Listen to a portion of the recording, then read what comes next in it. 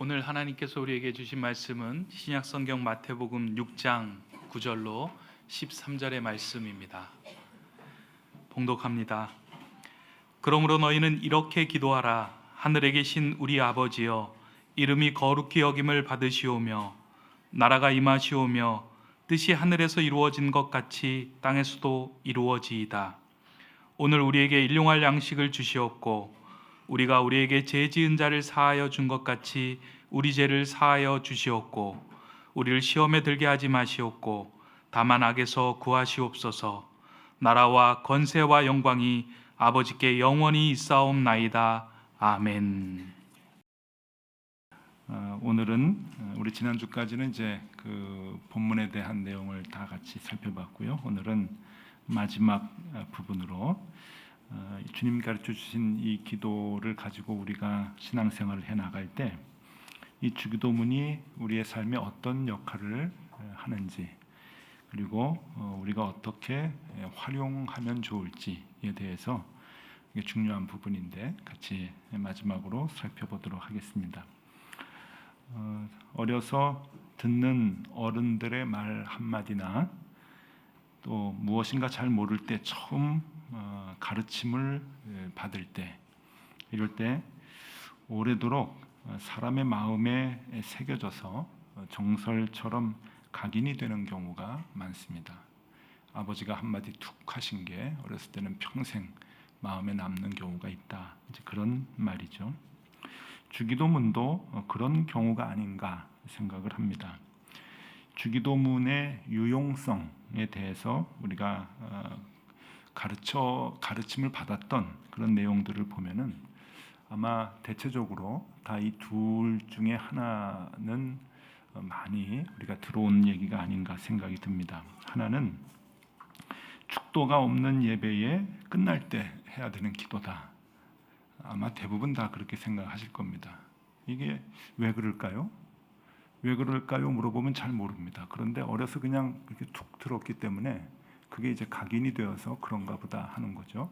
왜 예배를 마칠 때 목사님이 계시면 축도를 하고 목사님이 안 계시면 주기도문으로 끝나나? 주기도문을 안 하면은 큰일 나는 것 같이 이렇게 생각이 되는 경우가 있고, 또 하나는 요거는 이제 예배하고는 관계 없는 건데 가위 눌릴 때 이제 어려서 이제 그러면 이제 부모님들이, 물론 이제 크리스찬 집안에서나 그러겠죠. 또 이제 다급한 일이 있고 그러면은 부모님들이 주기도문 외워라, 이제 그렇게 얘기하는 경우가 있습니다. 저도 그런 얘기를 참 많이 듣고 컸습니다. 주기도문을 외우면은 그 어려운 그 다급한 일에서 벗어나게 된다라고 하는 그런 얘기죠.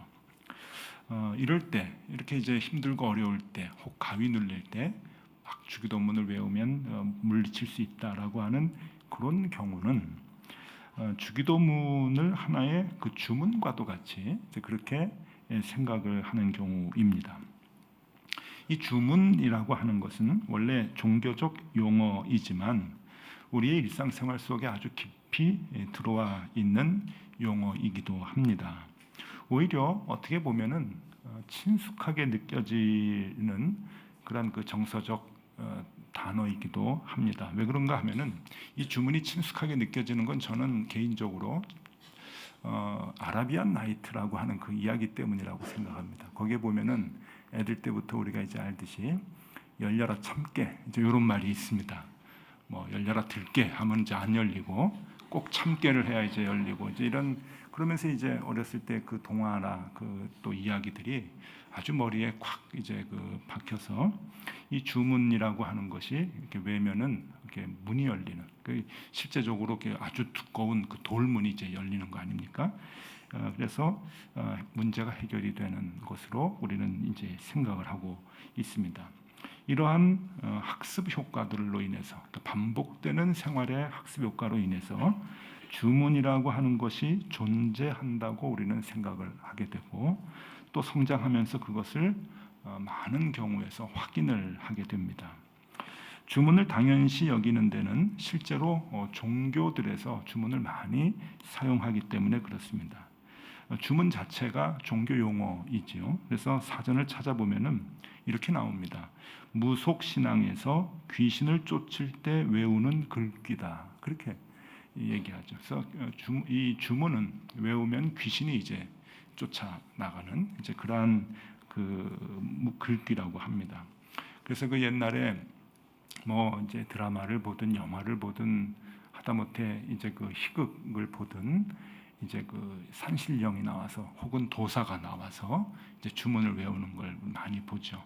뭐 수리수리 마수리 그러면서 이제 많이 이제 주문을 외우면은 뭐 펑 하고 없어지기도 하고 뭐 나타나기도 하고 문제가 해결이 되는 그런 것들을 이제 많이 보게 됩니다. 그게 이제 주문이죠. 특별히 도교에서 많이 이제 사용이 되면서 우리 무속 신앙의 이 주문이 아주 많이 자리 잡고 있습니다. 그런데 사실 더 많이 사용하는 종교는 무속 신앙이 아니라 불교입니다. 불교에서는 이 주문을 다라니라고 얘기하는데 이 다라니라고 하는 것은 법문으로 된 비밀스러운 주문을 얘기합니다. 그래서 이 다라니라고 하는 이 주문을 모아놓은 책이 다라니경입니다. 그게 이제 다라니경인데, 그러니까 불교에서는 이 다라니를 이제 많이 이제 그 주문으로 외우죠. 이것은 법문을 번역하지 않고 그냥 음을 그대로 소리내서 외우는 것을 말하는 것을 이제 의미하게 되는데, 이 법문을 이제 소리나는 대로 외우면은 사람은 모든 애군으로부터 벗어날 수 있게 된다라고 이제 합니다. 그래서 이 다라니경에 있는 이 다라니, 그러니까 주문을 이제 잘 이제 많이 외우는 것이 중요하겠죠. 그 다라니 중에서 제일 유명한 주문 우리가 잘 알고 있죠. 나무 아미타불 관세음보살 그렇습니다. 이 나무 아미타불 관세음보살은 제가 한자를 이제 보여드리겠는데 한번 보십시오. 이 아미타불 관세음보살이라고 하는 겁니다. 앞에 나무라고 하는 것은 이제 인도 범어로 이제 귀의합니다. 그쪽으로 가겠습니다라고 하는 이제 그런 뜻이죠. 이 불과 보살이라고 하는 말은 거진 같이 이제 이해하면 됩니다. 이 보살은 이제 극락으로 가지 않고 이제 구천세계에 이제 있으면서 우리 중생들을 극락으로 인도하는 그런 존재들을 보살이라 얘기합니다. 그래서 이제 큰 스님들을 살아있는 보살이라 이제 그렇게도 얘기하죠. 우리를 극락으로 이제 인도하는 이제 존재라는 뜻입니다. 그런데 이 아미타불은 우리에게 깨달음을 주고 인생의 깨달음을 주고 극락으로 인도하는 보살을 아미타불이라고 합니다. 그러니까 여러분들이 대체적으로 이제 그 많은 사찰들, 한국의 사찰들이 있는데 이 사찰들을 다니면 대웅전에 있는 불상이 있습니다. 가장 큰 가운데 그 불상이 있는데 그것이 아미타불입니다. 우리를 극락 세계로 인도하는 이제 그 이제 보살이고 또 그 뒤에 있는 이 관세음 보살은 우리 인생들의 많은 그 어려움들을 들어주는 그런 그 보살입니다. 그리고 그것을 해결해 주는 보살이죠. 그러니까 극락으로 인도하는 이 아미타불하고는 조금 다릅니다. 이 세상에 있는 문제를 해결해 주는 보살입니다. 그래서 힘든 일이 이제 부닥치게 되면 막 다급한 일이 있으면은 나무 아미타불 관세음 보살 이렇게 10번을 주문을 외우면 힘든 일에서 이제 벗어나게 된다라고 하는 그러한 이제 다라니 중에 하나이지요. 그런데 이런 주문의 역할에 대해서 우리가 이제 많이 어려서부터 뭐 이제 열려라 참깨 뭐 이제 이런 얘기를 이제 들으면서 자라면서 불교에서 나무 아미타불 관세음보살 이런 얘기를 이제 들으면서 이 주문이 존재하는 것과 이 주문에 대한 역할에 대해서 확신을 하게 됩니다. 많은 학습을 통해서 이제 확신을 하게 되는데. 그러면서 우리는 어떤 생각에까지 이르게 되냐면은 기독교에도 주문이 있다고 생각을 하지요. 그리고 기독교에 그 주문이 있는데 그 주문이 주기도문이 그 역할을 한다고 우리들은 많이 생각을 합니다. 아까도 얘기했지만 어른들로부터 가위 눌리면 주기도문 외워라라고 하는 게 이제 그러한 맥락에서 이제 이어지는 거죠. 또 여러분들 그 악한 영과 싸우는 그러한 그 이야기들이나 또 영화들을 보면 특별히 이제 나이 많으신 분들은 오맨이라고 하는 영화도 기억나실 거고, 조금 젊으신 분들은 드라큘라라고 하는 그런 영화도 이제 한두 번쯤 이제 봤을 텐데, 그런 영화를 보면은 악한 영과 싸울 때 항상 주기도문이 나옵니다. 마늘도 나오고 또 이제 뭐 십자가도 나오고 이제 그러는데 주기도문도 많이 외우고 이제 그러죠. 그래서 이러한 여러 가지 학습을 통해서 우리의 뇌리에 강하게 각인이 되는 것이 이 주기도문의 이 주문적인 역할이다라고 하는 겁니다. 이런 여러 가지 역사적 현상과 시청각 교육 그리고 문화적 자극 이런 것들로 인해서 우리는 주문이라고 하는 것이 우리를 돕는다고 정설처럼 여기고 있고, 또 기독교에서는 주기도문이 그 역할을 한다고 생각하기까지도 합니다. 그러나 우리가 지금껏 배워왔듯이 주기도문은 여러분 주문이 될 수가 없습니다. 주문이 아닙니다. 이 주문으로는 설명할 수 없는 그 무엇이 이 주기도문, 기도문 안에 있는 것이죠. 입으로만 외우는 주문이 어떻게 우리 인생을 구원해 줄 수 있다는 말입니까? 우리는 그 기도의 내용을 온전히 알아서 그 기도를 함으로 우리가 힘들고 어려울 때 힘을 얻을 수 있어야 되는 것이지, 입으로만 우리가 외운다고 우리에게 힘이 되는 기도는 우리에게 소용이 없는 것이죠. 그런 의미에서 주기도문이라고 하는 것은 과연 무엇일까? 그럼 이제 제가 정리를 해서 여러분들에게 설명을 해드려야 되는데, 가장 그래도 제 마음에 여러분들이 마음속에 이 주기도문이 무엇일까 한마디를 이렇게 하면은 무엇일까라고 할 때 여러분들에게 가장 이제 그 아주 비슷하게, 정확하진 않지만 가장 근접하게 여러분들이 알 수 있는 그러한 그 주기도문에 대해서 좀 알려드리려고 합니다. 쾌렌시아라고 하는 단어가 있는데 한번 보시죠. 쾌렌시아라고 하는 단어는 스페인어입니다. 이 스페인어는 안식처, 피난처라고 하는 이제 단어인데, 이 쾌렌시아라고 하는 단어는 어디에서 쓰이는 단어인가 하면은 투에서 쓰이는 단어라고 합니다. 저는 뭐 스페인어 전문가가 아닌데 투 할 때 스페인 사람들이 투 하잖아요. 소하고 싸워가지고 이제 소 잡는 이제 그런 그 스포츠라고 그러기도 하는데, 이 투를 할 때 사용되는 용어인데, 이 투장에 보면은 이 소들에게 쾌렌시아라고 하는 장소가 있다고 합니다. 그러니까 안식처, 피난처라고 하는 단어인데, 이게 그 소가 갖는 장소라는 겁니다. 그런데 소마다 그것이 달라서 투사나 사람들은 모른답니다. 근데 하여튼 이상한 게 이 소가 투사하고 이제 싸움을 할 때 이 쾌렌시아를 찾는다는 거예요. 자기의 쾌렌시아가 있다는 거예요. 그 투를 하는 그 순간에. 그래서 항상 그 자리에서 숨을 고르고 새 힘을 이제 얻는다는 겁니다. 아마 그 투 할 때 보면은 소들이 가끔가다 자기 자리에 딱 가서, 그것이 정 가운데는 아닙니다. 하여튼 소가 느끼는 자리가 있다는 거예요. 거기에 가서 다리를 막 이렇게 하면서 이제 새 이제 힘을 막 이제 하는 이제 그런 장소인 것 같은데, 그렇기 때문에 투사에게는 두 가지 주의할 점이 있다고 합니다. 그게 뭔가 하면은 소가 이 쾌렌시아에 가서 있는 동안에는 절대로 공격하면 안 된답니다. 이게 신사도를 발휘해 가지고 그래 너 힘 얻어라 쉬어라라고 하는 그러한 개념이 아니라, 그때 건드리면은 죽는다는 거예요. 엄청난 힘이 그 쾌렌시아에 있는 동안에 있기 때문에 그때 이 소를 잘못 건드리면은 안 된다라고 하는 그런 개념이 있는 거고, 또 하나는 그렇기 때문에 소와 싸워서 이기기 위해서는 잘 피하는 기술이나 뭐 잘 칼을 이렇게 쓰는 기술도 중요하겠지만, 투사들에게 가장 중요한 기술 중에 하나는 소가 쾌렌시아를 어디로 찾는지를 알아내는 거랍니다. 그래서 소마다 다 다른데 빨리 그것을 알아채서 그 소가 자기의 쾌렌시아를 찾아가지 못하도록 하는 게 승리의 관건이라고 하는 그런 내용 말이죠.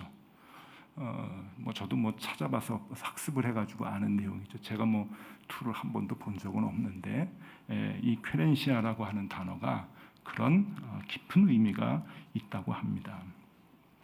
제가 이 말을 들으면서 그리스도인들에 있어서 주기도문은 주문이 아니라 쾌렌시아의 의미에 가깝다라고 생각을 했습니다. 삶이 힘들고 어려울 때, 위기의 순간에 있을 때 피난처가 되고 안식처가 되는 곳, 그리고 그곳에 있을 때 더 강한 에너지를 받게 되어서 어떠한 일도 감당할 수 있는 새 힘을 얻게 되는 곳, 그것이 바로 쾌렌시아라고 하는 것이고, 그것은 소에게만 적용되는 것이 아니라 우리 그리스도인들에게도 적용되는 단어라고 생각을 합니다. 즉 쉼과 힘을 얻게 되는 장소라고 하는 것이죠. 여러분, 그리스도인들에게 쾌렌시아가 있는데 그것을 교회와 예배라고 볼 수가 있죠.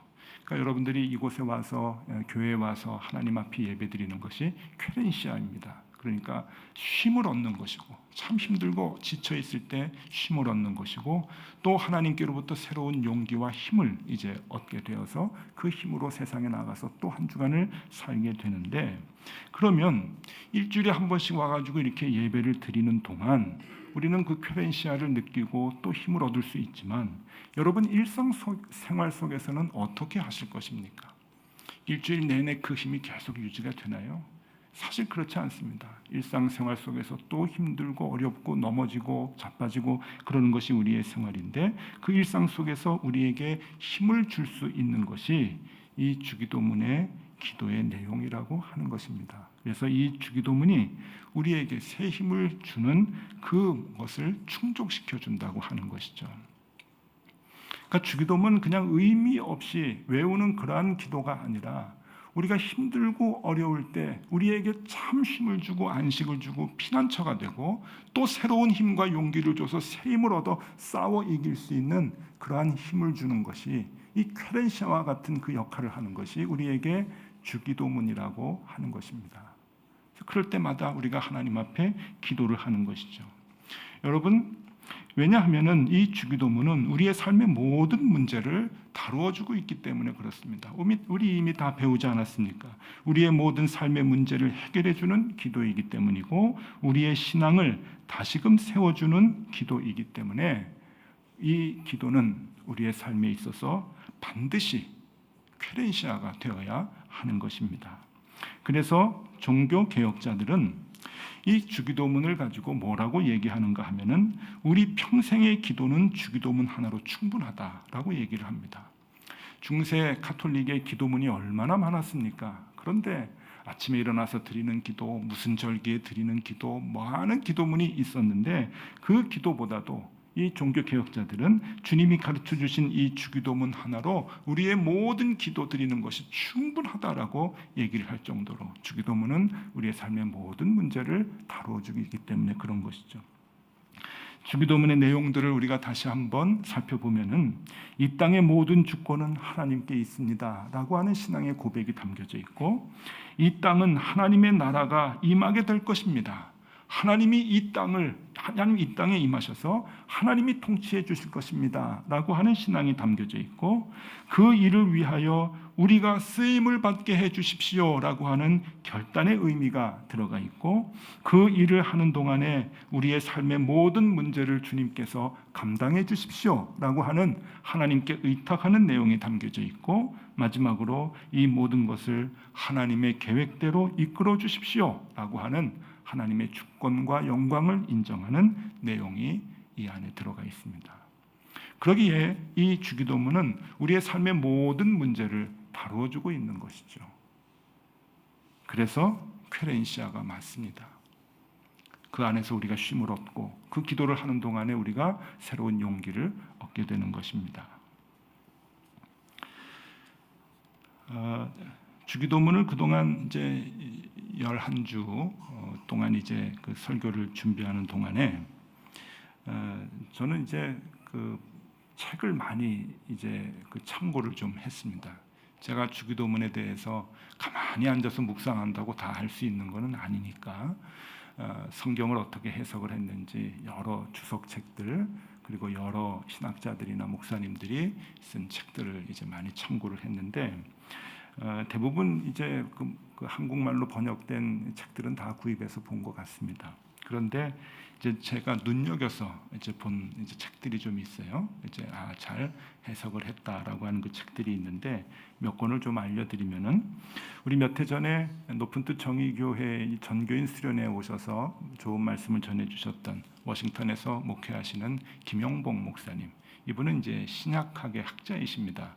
협성신학교에서 이제 교수님으로 계시다가 지금 미국에서 목회하시는 분인데, 이 김영복 목사님이 쓴 주기도문에 대한 책이 있는데 제목이 재밌습니다. 가장 위험한 기도 주기도, 이런 책이에요. 그럼 시간 있으면 한번 이제 보시면 이제 좋을 것 같은데, 가장 위험한 기도라고 이제 제목을 붙이셨어요. 그 이유는 하나님 나라를 이루기 위해서 우리의 결단과 헌신의 부분이 매우 크다고 하는 것을 강조하시는 거죠. 우리가 용기를 내서 하나님 나라를 이 땅에서 이루어 드려야 한다라고 하는 그러한 의미이겠죠. 그래서 주기도문의 참된 내용을 알면은 그렇게 함부로 기도할 수 있는 것이 아니다. 그렇게 막 주문처럼 외울 수 있는 그런 기도가 아니다라고 하는 것을 강조하셨던 것 같아요. 그러니까 가장 위험한 기도, 주기도, 이렇게 이제 제목을 붙이셨죠. 또 하나의 책은 나들목교회의 김형국 목사님이 쓰신 책입니다. 그러고 보니까 이 김형국 목사님도 높은 뜻 정의교회 첫 번째 그 부흥 어게인, 그러니까 부흥회를 할 때 강사로 오셨던 목사님이세요. 다 우리 교회에서 이제 좋은 가르침, 설교를 주셨던 분인데, 김형국 목사님이 쓰신 책은 한국 교회가 잃어버린 주기도문이라, 그렇게 제목을 붙이셨어요. 그러니까 기복주의에 빠진 교회와 또 의미 없이 그냥 주문처럼 암송하는 기도를 하는 상황에서는 절대 이해할 수 없는 깊은 기도라고 하는 거죠. 그러니까 한국 교회가 자꾸 기복주의에 빠지고, 그리고 자꾸 주문식으로 그냥 외워버리니까 이 주기도문을 잃어버렸다는 거예요. 그래서 제목을 그렇게 뽑으셨어요. 의미가 있어요. 한국 교회가 잃어버린 주기도문. 그래서 이 그 두 책들이 참 좋은 이제 가르침을 이제 주셨는데, 저는 이 두 분의 책보다 더 제 마음이 이제 막 이게 떨리면서 그 책을 이제 봤던 것이 하나 있는데, 그것이 주기도문 우리 쭉 설명을 해드리면서 여러분들에게 간혹 말씀드렸던 독일의 신학자이며 목사님이신 헬무트 틸리케라고 하는 목사님이십니다. 이분이 2차 세계대전 중에 그 포화 속에서 교인들이 죽어나가는 그런 상황에서도 주기도문을 설교하고 강해를 했는데, 그 설교한 내용을 책으로 묶은 것이 주기도문 설명책이에요. 근데 이 책 제목이 무엇인가 하면은 세계를 부둥켜 아는 기도입니다. 이 제목이 마음을 자꾸만 울리는 거예요. 세계를 부둥켜 아는 기도. 그러니까 이 주기도문 안에 기도의 내용은 이 땅의 모든 문제를 품고 있고, 그래서 우리가 하나님 앞에서 바른 기도를 할 수 있게 한다는 내용의 말씀입니다. 세상을 부둥켜 아는 기도. 헬무트 틸리케 목사님은 이 책에서 왜 이 기도가 세계를 부둥켜 안게 되는가라고 하는 것을 이렇게 설명을 합니다. 그 대목을 제가 좀 이렇게 여러분들에게 이제 소개해드리기 위해서 이제 준비를 했는데, 같이 눈으로 한번 봐주시면 좋을 것 같습니다. 주기도문은 진실로 세계를 부둥켜 하는 기도입니다. 세상에는 소소한 일상이 있는가 하면 세계사의 시각에서 바라봐야 할 문제도 있습니다. 행운의 시간이 있는가 하면 끝모를 처절한 고통의 시간도 있습니다. 늘 동일한 수고의 시간이 있는가 하면 재난이라고 하는 섬뜩한 비상사태도 있습니다. 아무 염려 없는 어린이들이 있는가 하면 어른들을 노심초사하게 만드는 문제들도 있습니다. 온 세상이 주님의 손 안에 들어 있습니다. 그리고 우리가 기도하면서 그 세상을 하나님께 들어 올릴 때 세상은 우리 손 안에도 들려져 있습니다. 바로 그 기도로 이 세상을 새롭게 보게 되는 것, 그보다 더 위대한 일이 어디 있을까요? 바로 그 기도로 이 세상을 새롭게 보게 되는 것, 그보다 더 위대한 일이 어디 있을까요? 주기도문은 우리에게 그 역할을 준다고 하는 것입니다. 세계를 부둥켜 안는 기도는 나를 부둥켜 안는 기도입니다. 그래서 이 주기도문을 하면서 나를 부둥켜 안고 있는 주님의 손길을 우리가 볼 수 있어야 합니다. 세계의 모든 문제를 부둥켜 안고 눈물 흘리시는 주님의 모습을 느낄 수 있어야 하며, 힘들고 어려운 문제 가운데서 괴로워하고 넘어져서 힘들어하는, 오늘도 괴로움 속에서 어찌할 바를 모르는 우리를 부둥켜 안고 계시는 그 하나님의 손길을 우리가 볼 수 있어야 합니다. 12주 동안에 이 주기도문을 하면서 첫 시간에 여러분들에게 드린 약속이 있습니다. 주기도문 설교가 다 끝이 나면 여러분들은 100% 응답받는 기도를 하게 될 것이다 라고 하는 약속을 제가 해드렸죠. 여러분, 이제 한번 주기도문을 하면서 시도해 보실 수 있기를 바랍니다. 이 주기도문을 알고, 참된 뜻을 알고 주기도문을 하나님 앞에 이 기도문을 드릴 때 이제 그 의미가 무엇인가 하는 것을 여러분들이 아실 것입니다. 주기도문은 우리의 안식처요 피난처로 쉼을 얻게 하고, 또 세상과 싸울 새 힘을 얻게 하는 결단과 헌신이 있게 하는 기도입니다. 그리고 하나님께 나의 모든 삶 모두를 맡기는 그 신뢰의 기도가 바로 주님이 가르쳐 주신 주기도문인 것입니다. 여러분, 앞으로 이 기도를 할 때 그냥 의미 없이 입으로 외우는 기도가 되지 않기를 바라고, 언제나 쾌렌시아, 힘들고 지쳐 있을 때 새 힘을 얻고 또 용기를 얻어서 우리가 세상과 싸워 나갈 수 있는 힘을 얻는 그러한 기도가 이 주기도문의 기도의 내용이 되실 수 있기를 간절히 소망합니다. 마지막으로 여러분, 우리 같이 주님 가르쳐 주신 기도를 또박또박 한 번씩 같은 목소리로 함께 드리면 좋겠습니다. 같이 한번 기도하겠습니다. 하늘에 계신 우리 아버지여, 이름이 거룩히 여김을 받으시오며 나라가 임하시오며 뜻이 하늘에서 이루어진 것 같이 땅에서도 이루어지다. 오늘 우리에게 일용할 양식을 주시옵고, 우리가 우리에게 죄 지은 자를 사하여 준 것 같이 우리 죄를 사하여 주시옵고, 우리를 시험에 들게 하지 마시옵고 다만 악에서 구하시옵소서. 나라와 권세와 영광이 아버지께 영원히 있사옵나이다. 아멘. 기도하겠습니다. 주님, 지난 12주 동안 우리의 기도를, 주님의 기도를 배우게 하시니 감사드립니다. 우리가 주기도문으로 기도할 때마다 하나님의 눈으로 이 땅을 보게 하여 주시고, 이 세상과 나를 부둥켜 안고 계시는 우리 하나님을 보게 하여 주시옵소서. 주님의 자녀로서 어떻게 살아가야 할지 기도 가운데 그 답을 얻게 하여 주시옵소서. 예수 그리스도 이름으로 기도드리옵나이다. 아멘.